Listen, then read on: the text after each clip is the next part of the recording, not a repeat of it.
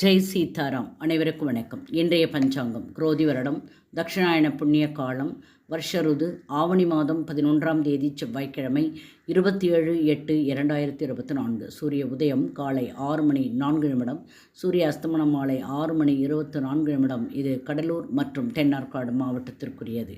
இன்றைய திதி தேய்பிறை அஷ்டமி காலை 7 மணி 30 நிமிடம் வரை உள்ளது. பிறகு நவமி. நட்சத்திரம் ரோகிணி இரவு 8 மணி 54 நிமிடம் வரை உள்ளது. பிறகு மிருகசிரீஷம் நட்சத்திரம். யோகம் யாகாதம் அதிகாலை 3 மணி 55 நிமிடம் வரை உள்ளது. பிறகு அர்ச்சன யோகம்.